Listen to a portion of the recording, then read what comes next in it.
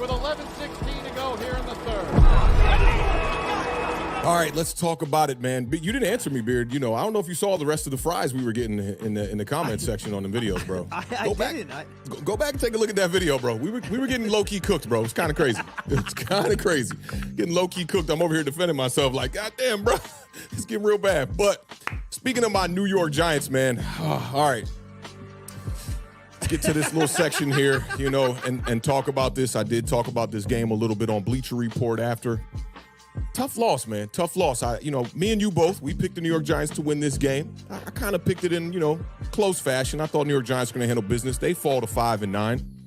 New Orleans Saints improved to 7-7. They're looking like they're maybe headed towards the playoffs. My New York Giants, they said, we will no longer put the New York Giants on the In the Hunt graphic anymore. Looks like we're cooked. I don't know if y'all are mathematically eliminated. I'm pretty sure we are. We're officially eliminated now. Yeah. We're out. It's a good look, man. Giants lose this one 24-6. 0 points in the second half. It was 7-6 Saints leading the game at the half. I look up Tommy DeVito's 9 of 16 for 73 yards, 0 touchdowns, no interceptions. He had 4 rushes for 36 yards. Saquon had 6 carries for 8 yards at the half, okay? 1 for 9 on third down, 2.8 yards per play for the New York Giants at the half. 2.2 yards per pass, which is crazy. We were actually averaging more per run than we were per pass in this game. DeVito had been sacked 4 times at the half. Not even 100 total yards.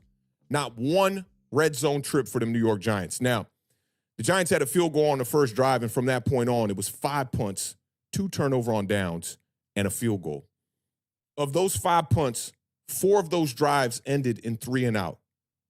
Everything on the line. You heard Saquon Barkley about a week ago say, we in this, muff, is what he said, right? To be honest is what he said at the end of that. And then he said, I'm going to keep it real. To be honest and keep it real. Listen, I used to have a boss, right, that he would be like, I'm going to keep it real. And every time he said that, I knew he wasn't going to keep it real. Saquon said, if we take care of what we got to take care of, everyone can say what they want about the season. It's week 14 and everything we want is still right there. And I think anybody with 2 eyeballs and a brain between 2 ears knew that the New York Giants were likely to not make the playoffs. This team looked flat coming out. And Tommy DeVito said he didn't have his swag in this one and he didn't have his confidence. And I saw something going around today on an article, and a couple of my homies, shout out to Ash Money one time, shout out to Sal. Tommy DeVito and his agent decided that it was a good idea to start selling photos with fans for over $100 to just come and take a picture with Tommy DeVito. I think maybe that got in the way maybe of his confidence. That's just my guess. Now, Giants were coming off a 3-game winning streak. The Giants are now 100% going to finish this season under 500. This was the 5th game of the season where the Giants had no offensive touchdown. The 4th time that the Giants were scoreless in the second half. The 5th game that the Giants had less than 200 total yards. 60 total rushing yards was the 3rd lowest of the season. Barkley came in needing 34 yards to reach 1,000 scrimmage yards on the season.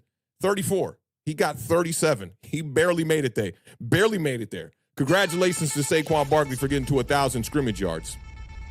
The Giants are 3-0 this year when they score over 20 points. So the goal for our team here is obviously offensively, you got to score over 20 points. And I saw Sal, shout out to my homie Sal from He's a Giant Pod. Go check them out. They do some really good work over there, especially draft content. He said Wink should be firing Brian Dable, not the other way around. And I think that's definitely what it is. And that's facts right there.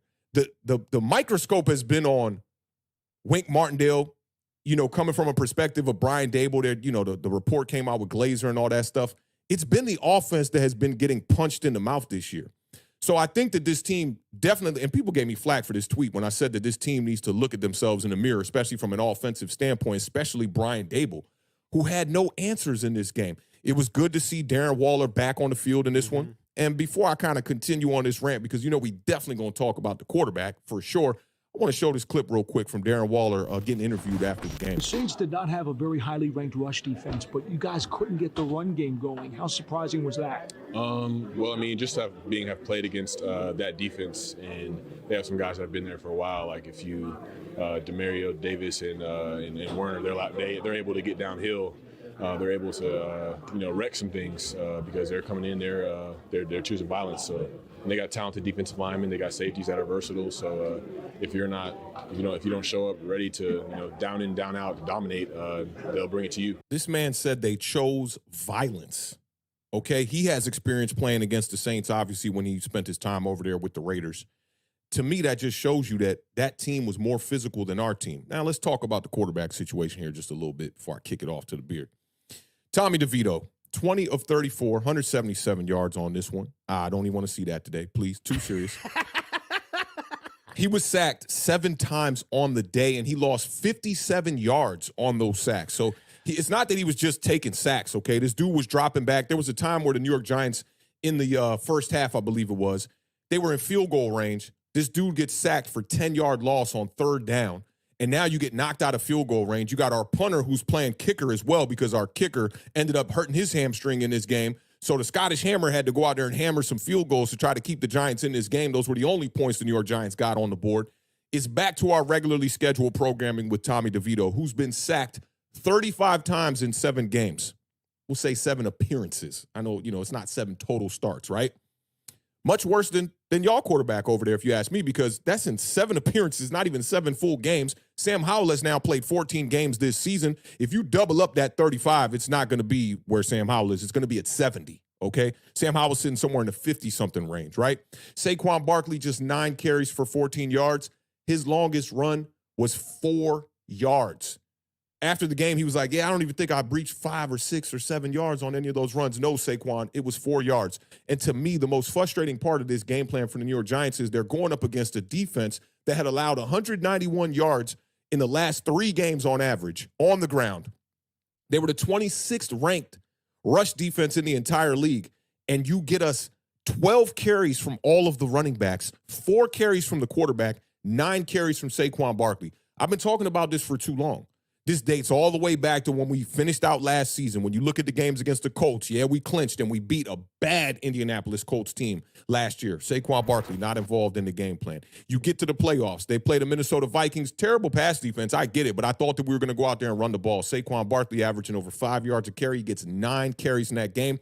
Keeps that game a little bit close where the New York Giants have to kind of, do some things to win that game late. And then you go up against the Philadelphia Eagles in the divisional round. Saquon Barkley gets 9 carries in that game as well. He only had 4 carries in the first half. You start the year with a fully healthy team here against the Dallas Cowboys. Saquon Barkley gets 12 touches. Now you're going up against the Saints. I think that this game plan was extremely flawed. Why in the world would you want to have an undrafted rookie free agent in Tommy DeVito drop back and throw the ball for a career high? Okay, he got a career high in completions at 20. Whoop-de-doo. But 34 times for an undrafted rookie free agent. And the last thing I'll say about this, I'm on my Twitter all day. Y'all know how I do. I got time. I'm in the studio right here.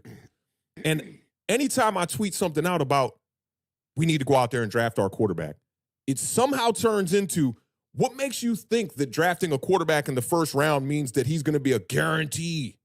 Nobody is saying it's going to be a guarantee. But in order to win, you must play the game.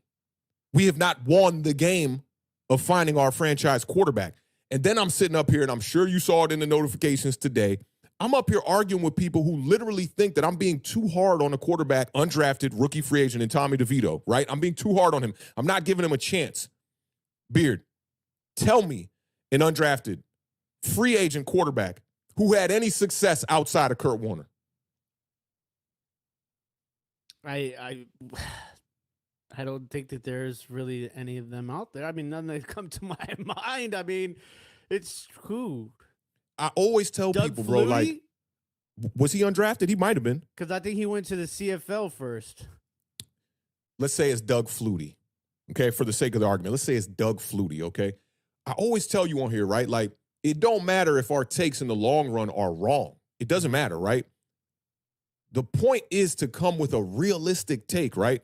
How can I sit up here realistically thinking that Tommy DeVito is a franchise quarterback option when Joe Shane and them just gave Daniel Jones $80 million, almost $90 million guaranteed, $160 million contract, and it's looking like it's going the wrong way, right?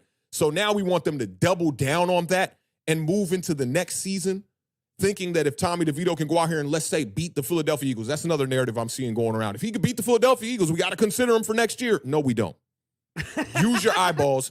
Yeah. Look at what Tommy DeVito is doing out there on the field. And I'm not saying like, yo, this dude's completely cooked. He can't have no success in the NFL. But the realistic option right now for the New York Giants is one of two options. You either double down on this Daniel Jones fiasco of what happened this year, and you just commit to him next year as the starting quarterback, and you pray to whoever you pray to that Daniel Jones can get it together. Or you absolutely got to go out here and draft a quarterback. People think that if we spend our first round capital on a quarterback, that means that we cannot go out here and address the offensive line and other holes that we have on this roster. What do they think we're going to do with the first pick in the first round? The New York Giants draft a quarterback. Second round come around. Oh, with the 50-something pick, the New York Giants drafted another quarterback. Third round comes around. Do they think that we're going to draft another quarterback? Because they act as if we draft a quarterback that we cannot spend the other, 6 picks that the New York Giants have on drafting and addressing other positions. That we can't go into free agency and address some of these other positions. Like, yo, we got to start thinking with a sound mind here, y'all. Like, I will never sit up here and tell you that what I say is the gospel or is the Bible. It is simply just one man's opinion. But if you're going to try to refute my opinion, right? Because another one I said today was the New York Giants, last time that they started a quarterback who was drafted with the number 1 pick in the draft, we got 2 Super Bowls out of it. People looking for semantics on that, so I had to word it a certain way, saying that the last time we started a quarterback who was drafted number 1 overall. I still got people who can't read on Twitter that come into the comment section and go, oh, but we didn't draft Eli Manning number 1. That's the point. We're sitting at number 5 right now or something like that as well. So if the New York Giants got to trade up to go get their quarterback, it is the most important position in football for a reason. Why we don't want to address it, I don't understand it, but I do understand it. These are the people that they still want to die on the Daniel Jones mountain. And I get it. Why don't you just stand 10 toes down and just say, listen, I don't think we need to draft a quarterback. I got faith in Daniel Jones as being a franchise quarterback. And pull the reasons why that is, because you can. If you want to make an argument for Daniel Jones being a franchise quarterback moving forward, you can absolutely make an argument for that. He's had all these different coordinators, all these different coaches, all these different moving parts on this offense, so many different combinations on the offensive line, never had a wide receiver 1. There's reasons you can create and make a narrative for Daniel Jones being the starting quarterback. I would much more respect that take than saying that I should have faith in an undrafted rookie free agent quarterback in Tommy DeVito, who's out here in his spare time taking pictures for money, my dude, like he's a rap artist.